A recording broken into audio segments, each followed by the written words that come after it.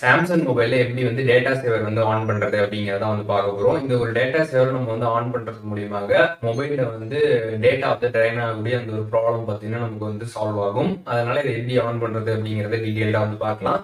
பார்க்கறதுக்கு முன்பாக சேனலை சப்ஸ்கிரைப் பண்ணிக்கோங்க. பெல் ஐகானை கிளிக் பண்ணி ஆல் அப்படின்றத செட் பண்ணிடுங்க. வீடியோக்குள்ள போகலாம். சாம்சங் மொபைலில் இருக்கக்கூடிய செட்டிங்ஸ் ஆப் வந்து ஓப்பன் பண்ணிடுங்க. ஓப்பன் பண்ணிட்டு சர்ச் ஆப்ஷன் இருக்கும். அதில் பார்த்தீங்கன்னா டேட்டா சேவர் அப்படின்னு சர்ச் பண்ணிடுங்க.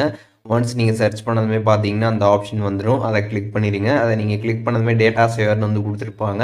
ஸோ அதை கிளிக் பண்ணிட்டு அதில் பார்த்தீங்கன்னா வந்து டேர்ன் ஆன் நவ் அப்படின்னு வந்து இருக்கும். அதை கிளிக் பண்ணிடுங்க. ஒன்ஸ் அதை நீங்கள் கிளிக் பண்ணதுமே பார்த்தீங்கன்னா டேட்டா சேவர் பார்த்தீங்கன்னா வந்து ஆன் ஆகிடும். ஸோ இந்த மாதிரி டேட்டா சேவர் வந்து நம்ம ஆன் பண்ணுறதுனால என்ன ஆகும் அப்படின்னு பார்த்தீங்கன்னா வந்து நம்மளோட மொபைலில் பார்த்தீங்கன்னா வந்து அன்வான்டாக பார்த்தீங்கன்னா வந்து டேட்டா வந்து வேஸ்ட்டாக வந்து ஆகாது. ஸோ எப்போதும் பார்த்தீங்கன்னா வந்து உங்களுக்கு டேட்டா வந்து ட்ரெயின் ஆகிறதுக்கும் இந்த டேட்டா சேவரை நீங்கள் ஆன் பண்ணிட்டு யூஸ் பண்ணுறதுக்கும் பார்த்தீங்கன்னா வந்து இந்த ட்ரெயின் ஆகுறது வந்து ஓரளவுக்கு உங்களுக்கு கம்மியாயிடும். உங்களுக்கு அதுவே நல்லாவே தெரியும்.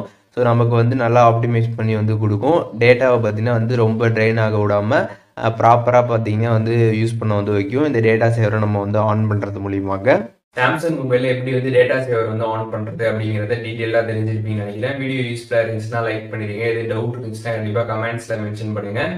எல்லாருக்குமே ரிப்ளை பண்ணுறேன்.